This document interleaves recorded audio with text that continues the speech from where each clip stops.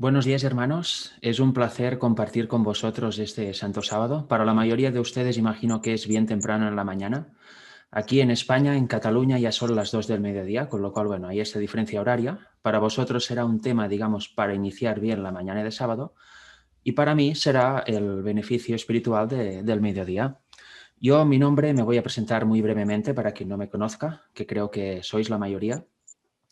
Yo me llamo Frederic Altimiras Medina, vivo en Cataluña, soy catalán. Cataluña es una región española que está al noreste de la península ibérica y tengo 33 años. Hace aproximadamente unos 8 años y pico, conocí el Evangelio. Bueno, conocí la fe, mejor dicho, porque el Evangelio en realidad lo he conocido recién hace 3, 4 años, cuando he empezado a estudiar el mensaje de la justificación por la fe, el mensaje de 1888. Y bueno, antes de eso era un chico del mundo, como es casi todas las personas aquí en Europa. Era ateo, pero no ateo, digamos, un ateo acérrimo. Yo siempre había tenido alguna espiritualidad, pero como no conocía nada de la Biblia, pues claro, nunca había podido investigar acerca de ello. Hasta que un día Dios tocó mi corazón y por internet encontré ciertas prédicas adventistas y empecé a conocer todo lo que es el mensaje de los tres ángeles, el primer ángel, el segundo, el tercero y todo tipo de otra doctrina que, bueno, que hay en la Biblia. Y a partir de ahí, pues bueno, me convertí y así he llegado hasta hoy. He ido estudiando, he ido uniéndome a Dios y sobre todo he conocido un nuevo estilo de vida. La verdad es que no tiene nada que ver mi vida con lo que era antes de conocer la fe y estoy muy agradecido a Dios porque era algo que no conocía y Él le plació darme a conocer este precioso mensaje, este precioso estilo de vida y realmente se me contestaron todas las preguntas existenciales que tuve durante toda mi vida. Y bien, ahora hemos llegado al 2021, a finales de febrero, y estoy aquí con vosotros y me gustaría compartiros un tema que tiene que ver con toda la temática de la justificación por la fe y lo he titulado El sábado y la justicia por la fe, para comprender realmente la relación que hay entre el sábado, la piedra de toque distintiva entre el pueblo de Dios y el resto, y la relación que tiene con la justicia por la fe, con el Evangelio. Con lo cual voy a empezar a compartir pantalla para compartiros una imagen, mejor dicho, el PowerPoint. Imagino que todos lo veis. Si es así, me podéis confirmar en voz. Adelante, hermano, sí se ve. Perfecto. Pues como todo veis el PowerPoint, vamos a empezar. Como os he dicho, el título del PowerPoint de esta presentación se titula El sábado y la justicia por la fe. Y hay un subtítulo que es El sábado pertenece a Dios.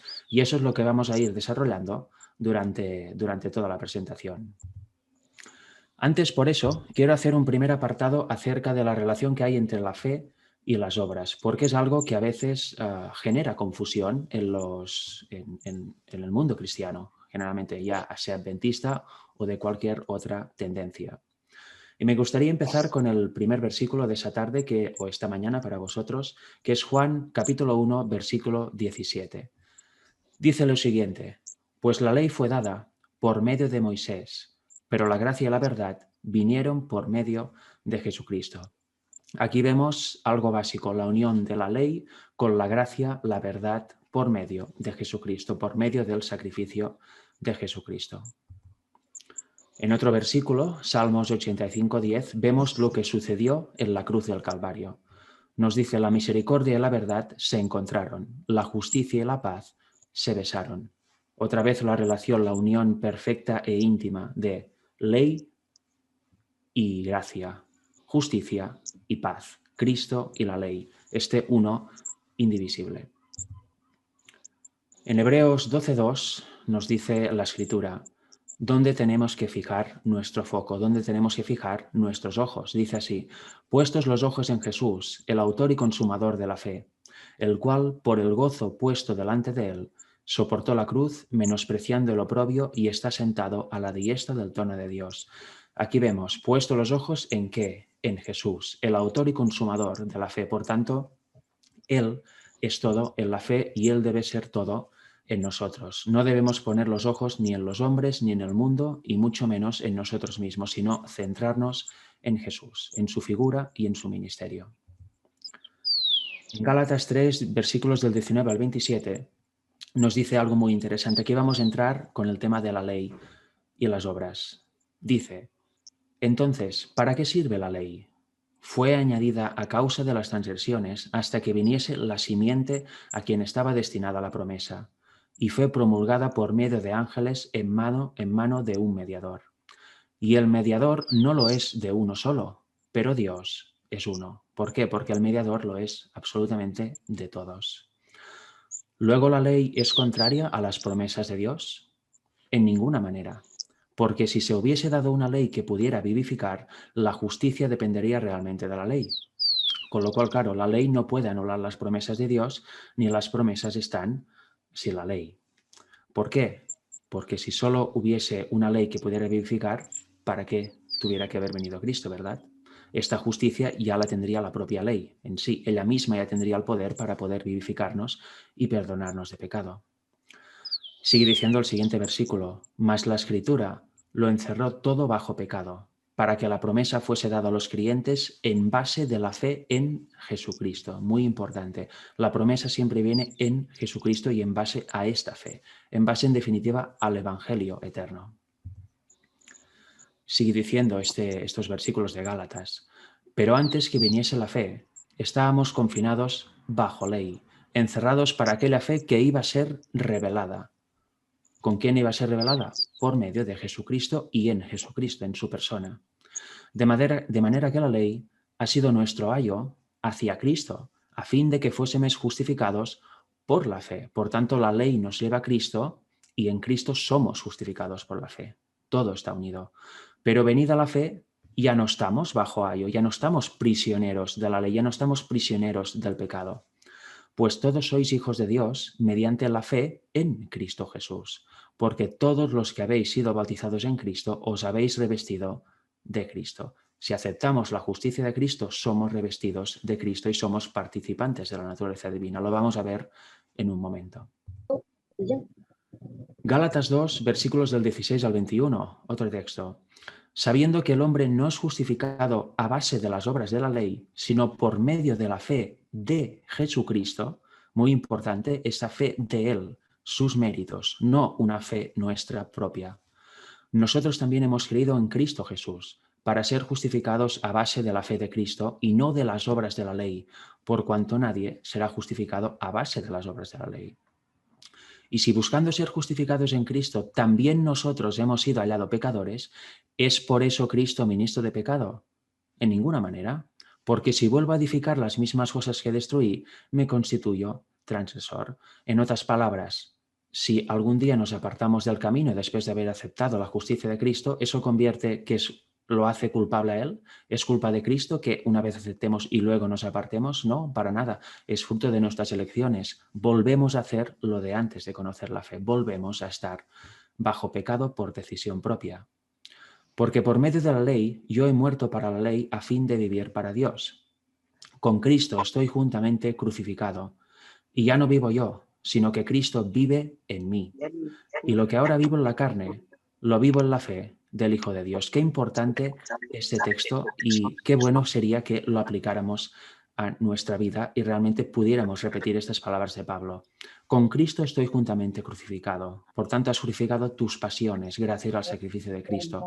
Y ya no haces tu voluntad, sino que haces la voluntad de Cristo. Cristo actúa en ti. Lo vamos a ver en un texto posteriormente. Y por tanto, lo que ahora vives en tu carne, lo que vives en tu día a día, lo que vives en tu vida, lo vives en el Espíritu, en la fe del Hijo de Dios. Por tanto, ya no eres como antes, sino que estás escondido en Cristo. Todo te afecta de otra manera. No estás en desesperación ni en sufrimiento como antes. Obviamente, sí, realmente has aceptado la justicia de Cristo. Porque este dice, el cual me amó y se entregó a sí mismo por mí. No desecho la gracia de Dios, pues si por medio de la ley se obtuviese la justicia, entonces murió en vano. Cristo murió en vano. Por supuesto, si con la ley fuera suficiente, ¿para qué vino Cristo a morir? ¿Para qué vino Cristo a pasar por todo eso? Pues porque evidentemente por medio de la ley no se puede obtener justicia, solo se puede ver en qué fallamos, pero no hay este poder vivificador, no hay esta gracia que solo está en Cristo y gracias a su victoria en la cruz. Filipenses 2, versículos 13 al 15. Porque Dios, como decía antes, es el que opera, es el que en vosotros opera tanto el querer como el hacer. Eso es estar, como dice, volvemos a traer un momento, eso es lo que dice Pablo aquí. Lo que ahora vivo en la carne, lo vivo en la fe del Hijo de Dios. Ya no vivo yo, sino que Cristo vive en mí. Es esto, es cuando Dios opera en uno, tanto el querer como el hacer, por su buena voluntad. Haced todo sin murmuraciones ni discusiones, para que seáis irreprensibles y sencillos, hijos de Dios sin mancha, en medio de una generación tortuosa y perversa, en medio de la cual resplandecéis como luminares en el mundo. Debemos ser irreprensibles en este mundo de pecado, resistiendo la tentación con el poder de Cristo en el Espíritu que habita en nosotros por la fe. Filipenses 3, versículos del 8 al 10, el capítulo posterior a lo que acabamos de leer. Sigue diciéndonos Pablo, y ciertamente aún estimo todas las cosas como pérdida, por la excelencia del conocimiento de Cristo Jesús, mi Señor, por amor del cual lo he perdido todo y lo tengo por basura para ganar a Cristo y ser hallado en él, no teniendo mi propia justicia, que es a base de la ley, sino la que es por medio de la fe de Cristo, la justicia que procede de Dios sobre la base de la fe. Otra vez recalco la idea, no tenemos que hacer nuestras propias obras, no tenemos que depender de nosotros mismos pensando que hay un poder o que nosotros mismos podemos cumplir la ley, sin nada más, solo lo podemos hacer en Cristo, si Él está obrando en nosotros. A fin de conocerle y el poder de su resurrección y la participación de sus padecimientos, llegando a ser semejante a él en su muerte. El siguiente texto, profundizaremos un poco más en esto de la fe y las obras. Romanos 3, versículos del 20 al 31. Ya que por las obras de la ley ningún ser humano será justificado delante de él. Porque por medio de la ley es el conocimiento del pecado. La ley nos muestra nuestro estándar de conducta y por tanto nos muestra también que estamos en pecado. Nos muestra si lo transgredimos. Pero ahora, aparte de la ley, se ha manifestado la justicia de Dios, testificada por la misma ley y por los profetas. La justicia de Dios por medio de la fe en Jesucristo, para todos los que creen en Él, porque no hay diferencia. Por cuanto todos pecaron y están destituidos de la gloria de Dios. Por tanto, sin esta justicia por medio de la fe en Jesucristo, no podríamos ser capaces de guardar la ley. Estaríamos irremediablemente en pecado, transgresores a la vista de Dios. Siendo justificados gratuitamente por su gracia mediante la redención que es en Cristo Jesús, a quien Dios puso como propiciación por medio de la fe en su sangre, para mostrar su justicia a causa de haber pasado por alto en su paciencia los pecados cometidos anteriormente, con la mira de mostrar en este tiempo su justicia, a fin de que Él sea el justo y el que justifica al que es de la fe de Jesús, con lo cual ser de la fe de Jesús significa aceptar su justicia, creer en el Evangelio, creer que Él venció en la cruz y ser consecuente con esa fe, andar como Él anduvo. Y eso se manifiesta obedeciendo la ley de Dios, guardando todos los mandamientos. Y cuando hay esta sincera aceptación de la justicia imputada, que es imputada gratuitamente a todos, solo debemos quererla, luego empieza el verdadero camino a la santificación y Cristo, el Señor, nos va impartiendo su justicia para realmente acabar venciendo el pecado en su totalidad. Nos da este poder para vencer la tentación cada vez que se nos presente. Por tanto, habiendo visto esto, ¿dónde pues está la jactancia? ¿Verdad que ya todo el amor propio, toda la superioridad moral que creemos poder tener, toda la jactancia en definitiva, como dice el texto, queda excluida? Solo lo debemos todo a Cristo, por tanto, todo lo nuestro queda reducido a la nada, el yo queda reducido a la nada. ¿Por cuál ley? ¿Por la de las obras? No, sino por la ley de la fe. Todo esto queda excluido por la ley de la fe en Cristo y la fe de Cristo. Concluimos, pues, que el hombre es justificado por fe sin las obras de la ley. ¿O es Dios solamente Dios de los judíos? ¿No es también Dios de los gentiles? Ciertamente, también de los gentiles. Y es que realmente El Evangelio es para todos. Hace 2 semanas tuve una presentación también por Zoom con otro grupo de hermanos y les presenté un tema que está en mi canal que se titula El poder de Dios en el Evangelio. Y ahí se muestran los versículos bíblicos donde se ve claramente que el Evangelio es para todos, para todas las naciones, para todo el pueblo, para el judío, para el gentil, en definitiva, para toda la humanidad. Y aquí lo confirma, porque ciertamente hay un solo Dios, el cual justificará por la fe a los de la circuncisión, que son los judíos, y por medio de la fe a los de la incircuncisión, que son todo el resto del mundo, son los gentiles, como lo nombra la Biblia. Y todos son justificados de la misma forma, por la fe, y luego por medio de la fe. Luego invalidamos la ley por medio de la fe, un punto muy importante que muchos cristianos alrededor del mundo no entienden. ¿Solo fe y no hay ley? ¿O solo ley y nada de fe? No, los dos unidos en perfecta armonía. Invalidamos la ley por medio de la fe en ninguna manera, sino que afianzamos la ley. Esta justicia de Cristo afianza la ley porque Él vino a darnos ejemplo de cómo guardar la ley. Él vino a cumplir la ley, o en otras palabras, a llenar, que sería la palabra más próxima correctamente a la traducción griega. Romanos 4, versículos del 13 al 16.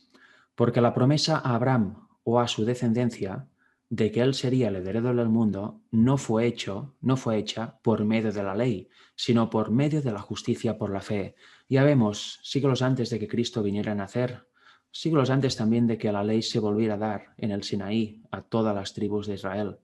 Ya con Abraham fue justificado por medio de la fe, fue justo por la fe, no por medio de la ley ni por las obras, ni por sus propias obras, mejor dicho. Porque si los que son de la ley son los herederos, vana resulta la fe y anulada la promesa. Pues la ley produce ira, pero donde no hay ley, tampoco hay transgresión. Por eso es por fe, para que sea por gracia, a fin de que la promesa sea firme para toda su descendencia, no solamente para la que es de la ley, sino también para la que es de la fe de Abraham, el cual es padre de todos nosotros. Una vez más, la promesa para todo el mundo. Él será padre de muchísimas naciones, por no decir absolutamente de todo el mundo. Todo el que quiera puede ser participante de esta justicia y llegar a la salvación si es constante. En Efesios 2, versículos del 8 al 10 nos dice: porque por gracia habéis sido salvados por medio de la fe, y esto no proviene de vosotros, pues es don de Dios. Muy importante, esta fe no proviene de nosotros, ya hemos visto antes que Cristo es el autor y consumador de la fe, con lo cual no hay nada en nosotros. Pero se nos da como don gratuito. No a base de obras, para que nadie se gloríe, obviamente, porque somos hechura suya, creados en Cristo Jesús para buenas obras, las cuales Dios preparó de antemano para que anduviésemos en ellas. Por tanto, somos creación suya, creación de Cristo, que es obviamente nuestro creador. Y cuando Dios actúa y actúa con nosotros su querer y su hacer, que hacemos buenas obras, porque ya no provienen de nosotros, de nuestro yo, sino que es Dios actuando en nosotros, porque nosotros le permitimos hacer eso. Hemos aceptado esta justicia, esta fe. Y Apocalipsis 22, 14 dice: bienaventurados los que lavan sus ropas. En otras palabras, los que emblanquecen su carácter, los que purifican su carácter en esta fe, en esta sangre de Cristo, para poder tener acceso al árbol de la vida y para entrar por las puertas de la ciudad. Estos son los que entran por la Nueva Jerusalén. Luego, en los versículos posteriores a eso, nos dice todos los que no entrarán, y son los que hacen las obras de la carne y han rechazado esta justicia. Por tanto, para concluir esta primera parte, podemos sacar una serie de conclusiones que os he enumerado aquí para no olvidarme de nada. La ley no nos salva, podemos concluir eso, ¿verdad?, después de lo leído, pero tampoco somos salvados en desobediencia. Lo hemos visto en este último texto. La fe de Cristo, aceptar la justicia de Cristo, nos lleva a obedecer los mandamientos de Dios, no nos lleva a vivir en desobediencia. La ley es la norma del carácter. Sin embargo, no nos es posible guardarla sin la gracia regeneradora de Cristo, ya que solamente Él nos limpia de todo pecado. ¿Verdad? Que hemos visto eso y también en otros textos que no he mostrado por cuestión de tiempo, se ve en la Biblia. Por tanto, cuanto más convicción de pecado tengamos, cuanto más conscientes seamos de nuestra condición pecaminosa, más amaremos a Cristo y querremos su justicia, más apreciaremos su sacrificio y victoria en la cruz. ¿Por qué? Porque veremos que esto es lo único que nos salva, lo único que nos puede regenerar y salir de esta condición caída y poder heredar la vida eterna. La ley, por tanto, como espejo, ya que nos muestra en qué fallamos, nos lleva a desear y aceptar la gracia de Cristo para poder andar en camino nuevo, por donde Cristo anduvo, el suyo, y dejar de pecar, vencer el pecado. Si somos constantes, llegamos a eso, obviamente, vencemos toda tentación. Y finalmente, otra conclusión que he sacado de lo mostrado antes es que más que nada es un llamado que me hago a mí mismo y hago a todos, por supuesto.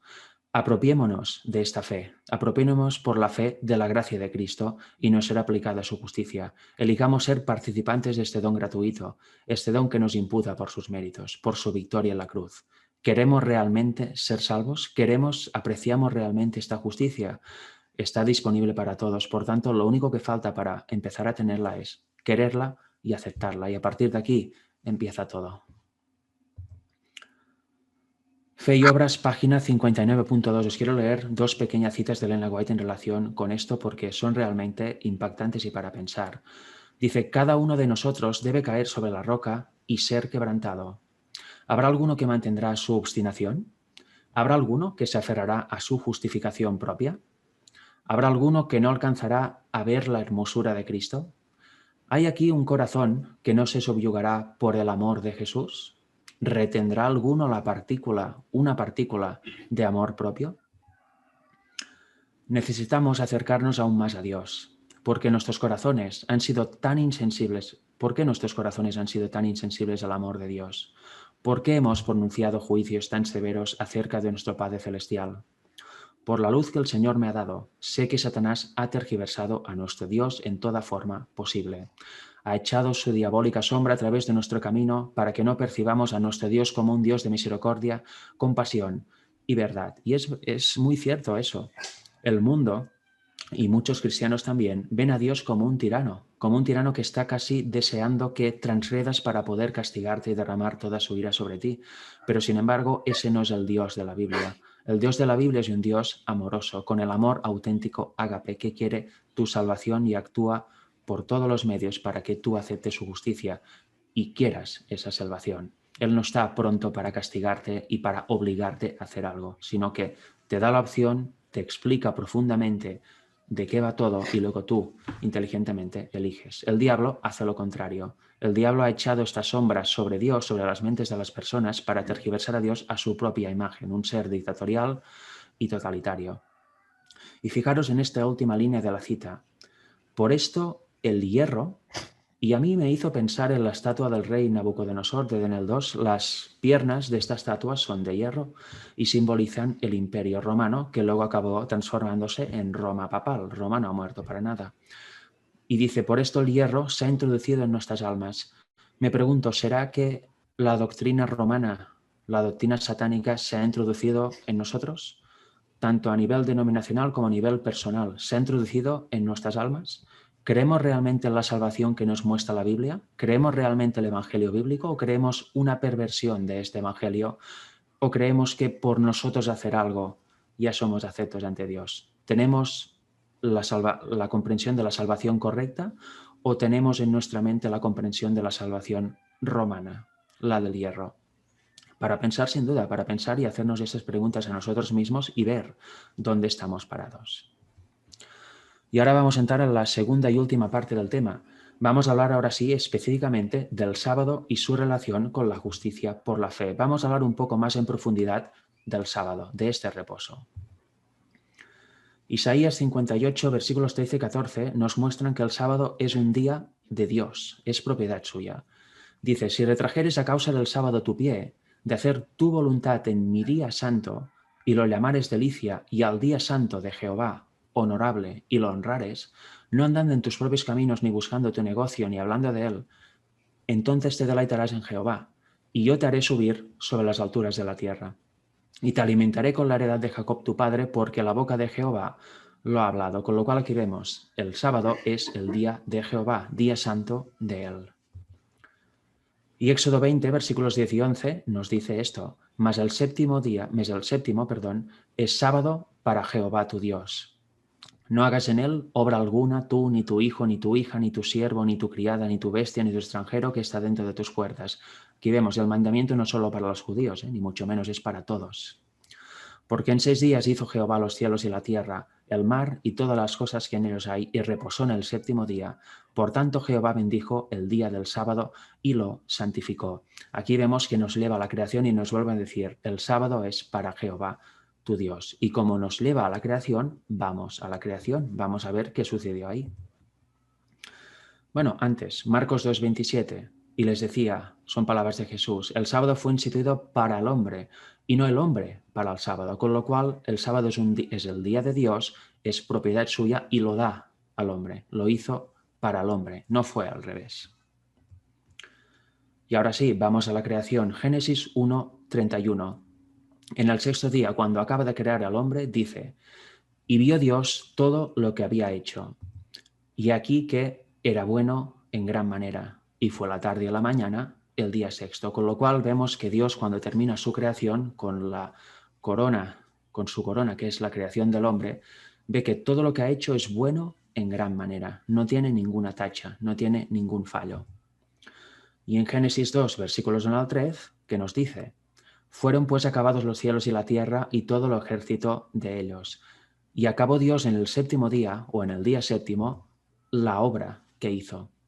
Y reposó el día 7º de toda la obra que hizo. Y bendijo Dios al día 7º y lo santificó, porque en él reposó de toda la obra que había hecho la creación. Por tanto, aquí vemos, en el 7º día, Dios observa la obra, dice, es buena en gran manera y descansa. Quedaros con eso. El descanso junto con la obra que hizo Dios, no la obra que hizo el hombre.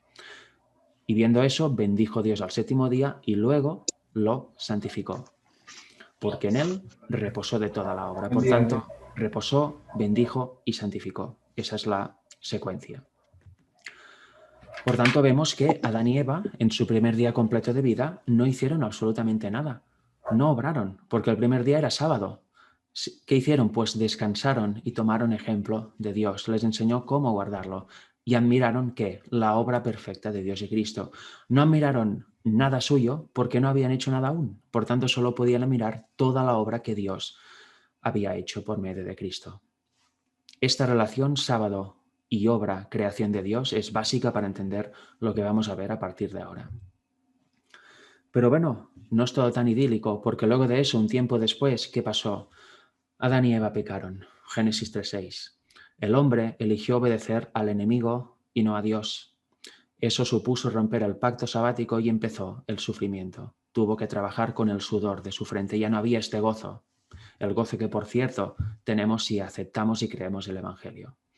El hombre eligió depender del mismo en vez de depender de Dios. Y esto fue el gran drama que hasta ahora arrastramos y arrastraremos hasta que todo termine. Sin embargo, debemos tener en cuenta estos 4 puntos que he resumido aquí. Cristo fue nuestro creador, según nos dicen todos estos textos y más, y también nuestro redentor, según todos estos. Por tanto, Cristo es todo en nosotros, también es justicia. En su muerte, y ahora vamos a ver un poquito de eso, vemos que según relatan los evangelios, murió en el 6º día. Su muerte acaeció en el 6º día.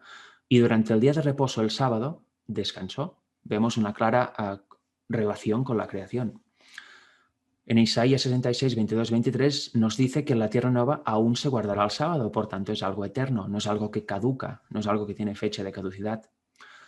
Y por tanto podemos concluir también que guardar el sábado de forma verdadera es hacerlo impulsado por la fe en Cristo y de Cristo, impulsado por haber aceptado la justicia de Cristo, la cual se manifiesta en la observancia de los mandamientos de Dios, no de forma legalista, sino de corazón. No hacerlo porque aquí está escrito y aquí me lo dicen y yo tengo que obedecer. No, se tiene que guardar la ley, y en este caso guardar concretamente el sábado, entendiendo el porqué, entendiendo lo profundo de esta, y así lo haremos de corazón y no de forma legalista o por obligación. En definitiva, por amor a Él, entendiendo, y eso puede ayudar a realmente ser conscientes de pecado y guardar la ley, entendiendo lo horrible que es a la vista de Dios el pecado. Cuando entendemos esto, la salvación que queremos ya no será por no sufrir las consecuencias de los que no se salvan, sino que lo haremos por amor a Él. Querremos ser salvos porque amamos a Dios. Ese es el verdadero motivo que nos debe impulsar a ser salvos y a predicar el Evangelio. Y aquí vamos a ver un poquito de cuando murió Jesús. En el Desahogo de las Gentes, página 714.1 y luego la siguiente también. Nos dice, por fin Jesús descansaba. El largo día de oprobio y tortura había terminado. Al llegar el sábado con los últimos rayos del sol poniente, el Hijo de Dios yacía en quietud en la tumba de José. Terminada su obra, con las manos cruzadas, en paz, descansó durante las horas sagradas del sábado. Por tanto, aquí vemos, de la creación nos dijo, terminó su obra, vio que todo era bueno en gran manera y luego descansó en el sábado.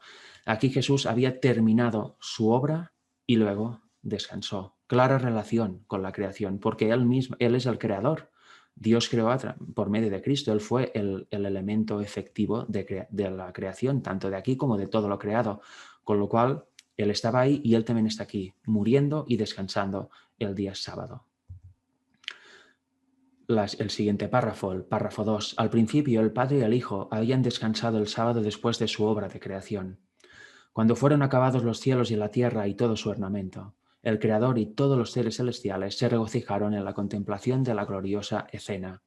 Las estrellas todas del alba alababan y se regocijaban todos los hijos de Dios.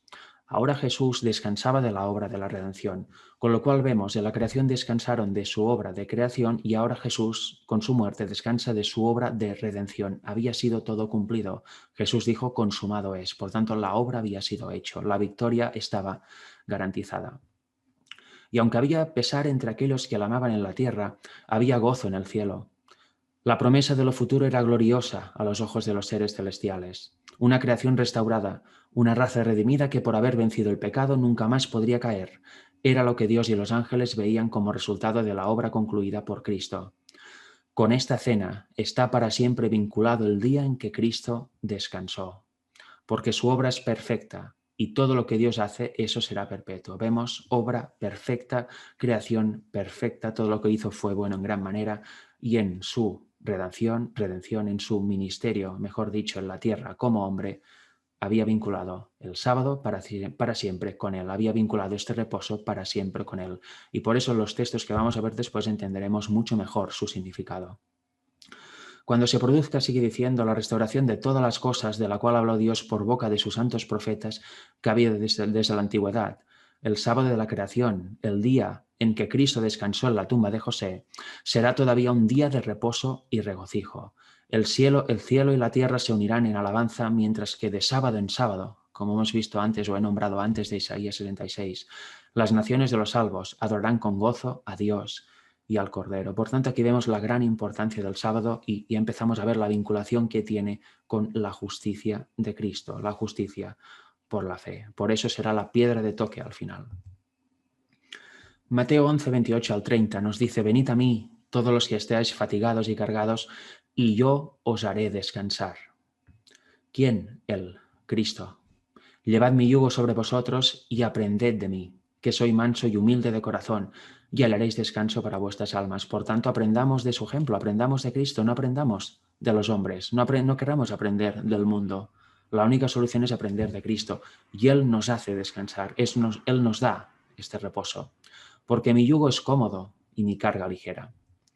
Y en Mateo 12:8, justo después de eso, porque el Hijo del Hombre es Señor del sábado.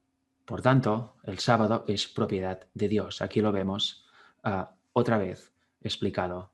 Cristo llena el sábado y llena toda la ley. El sábado está vinculado para siempre con Cristo y su sacrificio en la cruz. Eso lo debemos tener muy claro cuando conocemos esta verdad sabática y empezamos a guardarlo o lo predicamos a los demás. Debemos tener claro este fondo, porque si no, se acabará convirtiendo el guardar el sábado en una obra propia, con lo cual de nada nos servirá. Será una acción legalista, sin más ni más. No guardaremos el sábado realmente, sino que guardaremos solamente el séptimo día de la semana.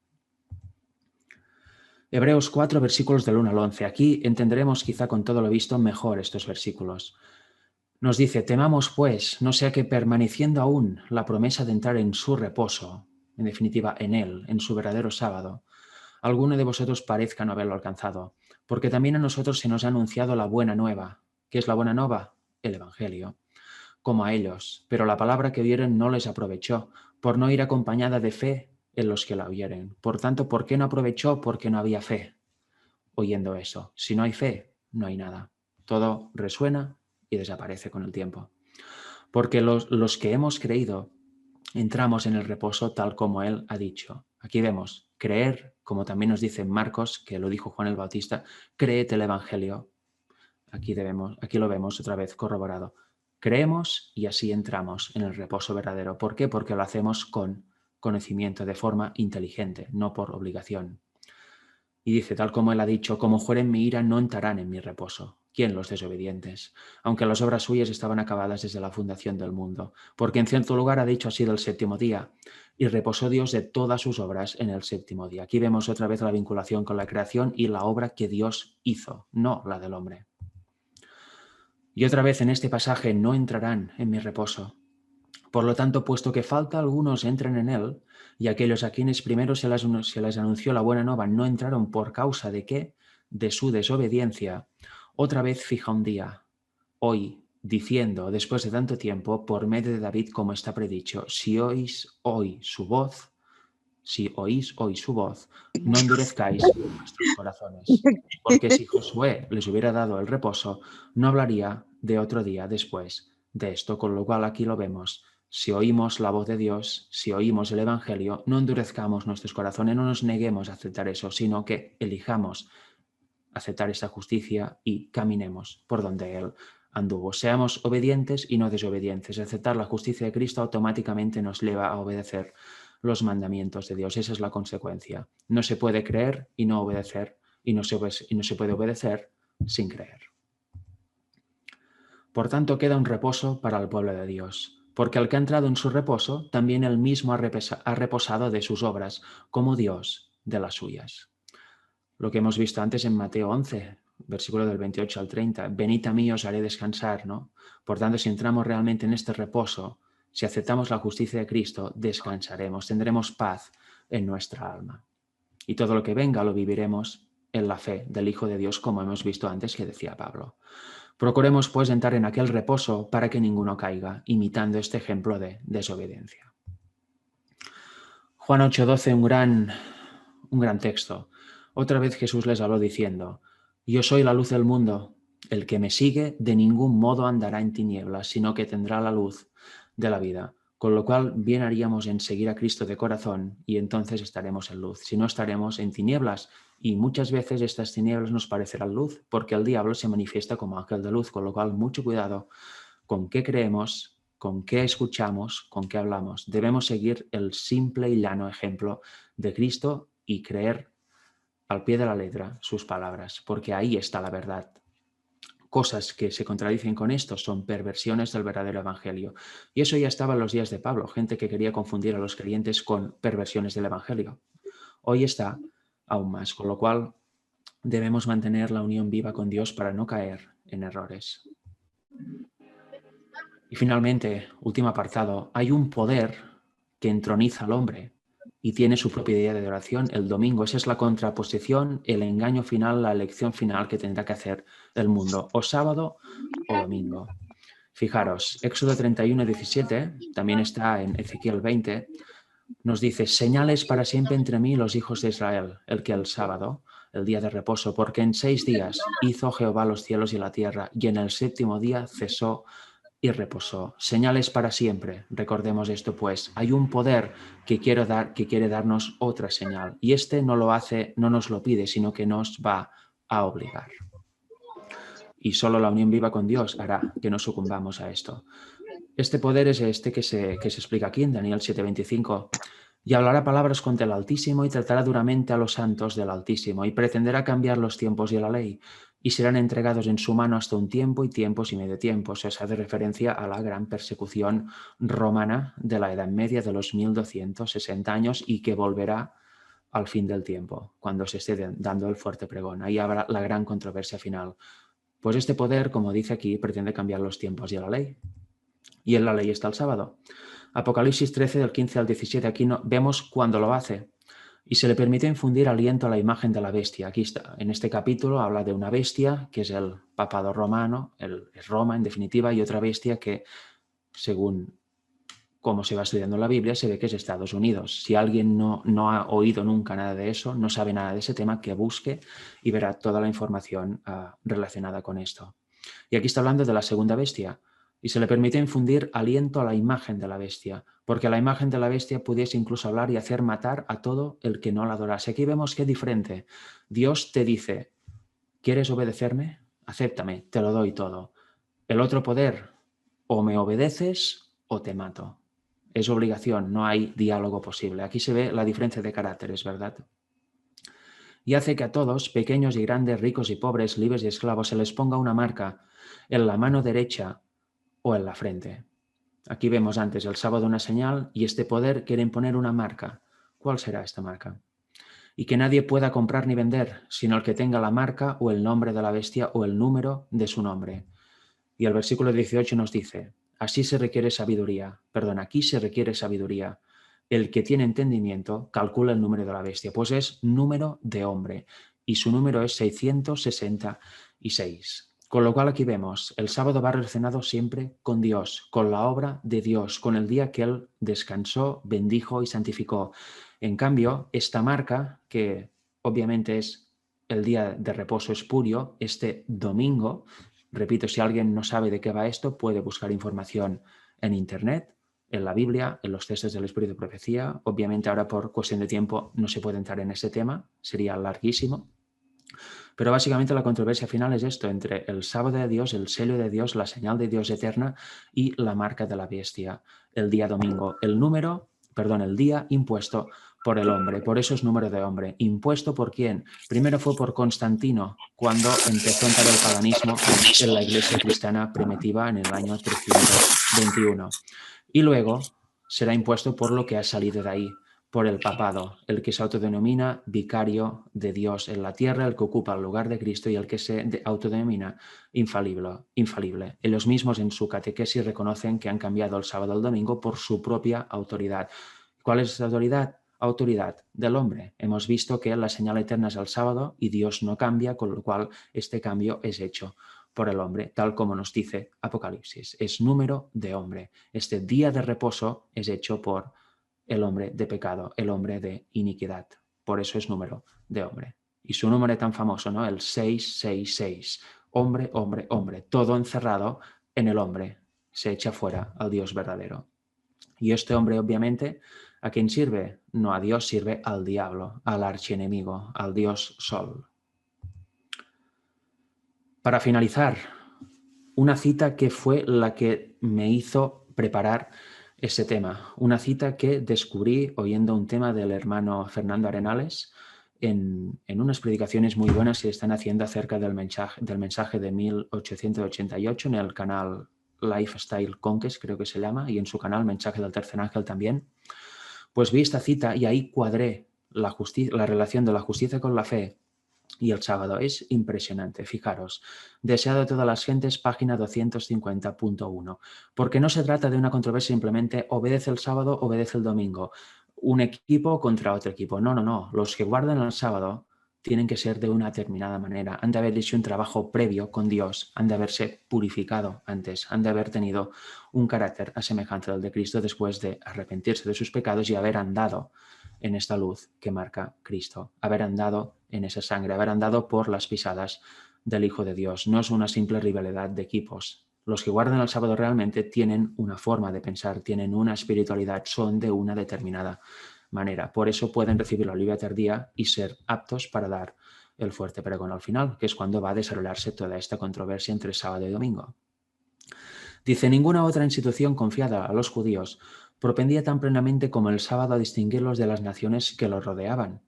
Dios se propuso que su observancia los designase como adoradores suyos. Había de ser una señal para su separación de la idolatría y su relación con el Dios verdadero. ¿Por qué? Pues por todo lo que hemos visto ya. Pero atención ahora. Pero a fin de santificar el sábado, los hombres mismos deben ser santos. Con lo cual, aquí volvemos a lo de las propias obras. No se trata de conocer que el sábado es el día de reposo y pues al siguiente voy a la iglesia y así ya soy salvo. No, no, no, para nada. Se trata de aceptar la justicia de Cristo y realmente tener una vida acorde a eso. Irse arrepintiendo de pecado, ir dejando que Dios actúe en nosotros su querer y su hacer, y así llegar a ser santificados. porque el sábado, ya lo hemos visto en la creación, Dios lo bendijo y lo santificó, con lo cual para guardar el sábado de corazón y de forma exactamente correcta, para estar realmente en este reposo, nosotros también debemos santificarnos cada día e ir avanzando en ese camino de la santificación, nunca mejor dicho, hasta que, como dice el texto, el sol de mediodía brille en nosotros. Debemos ir paso a paso. Repito, pero a fin de santificar el sábado, los hombres mismos deben ser santos. Por la fe deben llegar a ser partícipes de la justicia de Cristo. Y aquí es donde vi la gran relación. Si somos partícipes de la justicia de Cristo, realmente guardaremos el sábado como Él quiere. Realmente seremos guardadores del sábado. Por eso es tan importante creer y conocer el Evangelio y sobre todo vivirlo, porque si no, nos estamos engañando. Por la fe deben llegar a ser partícipes de la justicia de Cristo. Pero los judíos no hicieron eso, ya veréis. Cuando fue dado a Israel el mandato, acordarte has del día de reposo para santificarlo, el Señor también les dijo, habéis de serme varones santos. Únicamente en esa forma podía el sábado distinguir a los israelitas como adoradores de Dios. Si la vida de los guardadores del sábado no va acorde con lo que dice las Escrituras, si no va acorde con realmente estar siguiendo al Cordero, no sirve de nada, no son verdaderos adoradores del sábado. Al apartarse los judíos de Dios y dejar de apropiarse la justicia de Cristo por la fe, el sábado perdió su significado para ellos. Claro, se vuelve algo legalista, se vuelve una serie de ritos y en su tiempo que había el templo y hacían toda la ceremonia sacrificial, etc., al final, que todos estos eventos apuntaban al Cordero, obviamente, y a su ministerio, a todo el plan de la redención, pues al final perdió su significado, perdieron a Cristo totalmente de vista y al final eran propios ritos que se iban pervirtiendo y corrompiendo con el paso de los años. Por eso al final, como apartaron a Cristo de sus vistas y ya no se apropiaron más de su justicia, el sábado perdió su significado y que se convirtió en multitud de reglas añadidas por los sabios y que hacía prácticamente imposible de guardar este día. Y era más un oprobio y un sufrimiento para la gente que no un día de gozo y de disfrutar de la creación de Dios y adorarlo a Él. Satanás estaba tratando de exaltarse a sí mismo y de apartar a los hombres de Cristo, y obró para pervertir el sábado, porque es la señal del poder de Cristo. Otra vez, señal. Los dirigentes judíos cumplían la voluntad de Satanás, rodeando de requisitos pesados el día de reposo de Dios. En los días de Cristo, el sábado había quedado tan pervertido que su observancia reflejaba el carácter de los hombres egoístas y arbitrarios, más bien que el carácter del amante Padre celestial. Los rabinos representaban virtualmente a Dios como autor de leyes cuyo cumplimiento era imposible para los hombres. Inducían a la gente a considerar a Dios como un tirano y a pensar que la observancia del sábado que Él les exigía hacía a los hombres duros y crueles. Aquí lo vemos, si el guardador del sábado no refleja la imagen de Cristo en él, ¿qué refleja? Pues la imagen de Satanás, refleja las obras de la carne. Y el que no sabe ve en esta persona que teóricamente está sirviendo a Dios y que teóricamente cree a Dios, pues ve un ser tiránico, un ser totalitario y un ser de que es mejor, del cual es mejor alejarse, porque todos son leyes, exigencias y sufrimiento, castigo, etc. Qué alejado está esto del verdadero carácter de Dios. Nada de crueldad, nada de dureza, sino amor. Eso es el carácter de Dios. Era obra de Cristo disipar estos conceptos falsos. Aunque los rabinos le perseguían con una hostilidad implacable, ni siquiera aparentaba conformarse a su requerimiento, sino que seguía adelante, observando el sábado según la ley de Dios. Y qué importante, porque Jesús vino a cumplir la ley, a llenar la ley de significado para todo el que quiera creer en eso. Y observó el sábado, obviamente, también como mandamiento central según la ley de Dios, no siguiendo las directrices de los rabinos, las 1000 y pico leyes que había para guardar el sábado correctamente, teóricamente según ellos, sino que lo vino a observar en su sencillez, realmente llenándolo de significado y mostrando el verdadero fondo de este día de descanso, siendo diferente a todos los otros. ¿Y qué diferencia, verdad, entre el domingo y el sábado? El domingo vendrá impuesto por el poder papal y por el poder secular, por el poder mundial, bajo pena de muerte, prisión o todo tipo de persecución, y el sábado es una invitación de Dios a adorarle en Él y estar en gozo. ¿Qué diferencia, verdad? Pues solo podremos resistir la última tribulación si realmente hemos tenido una experiencia viva con Dios y hemos aceptado realmente su justicia, arrepintiéndonos así de todos nuestros pecados. Si no, cuando venga la presión, caeremos porque en nosotros no hay ninguna fuerza. Solo somos fuertes si Dios actúa en nosotros. Que Dios os bendiga. Espero que os haya sido edificante el tema de hoy. Hasta aquí ha llegado y espero que sea quizá un inicio, una primera piedra para que podáis estudiar el tema y para que, en caso de que hay algunas fallas en vuestra forma de guardar el sábado, yo haciendo ese tema me he dado cuenta de muchas fallas en mí, pues se puedan revertir con la ayuda de Dios y se pueda comprender realmente el significado tan precioso de este santo día y empezar a guardarlo de corazón y no de forma legalista o porque toca. Porque cuando hacemos esto solo estamos guardando el séptimo día, no estamos guardando el sábado de Dios. Que Dios os bendiga.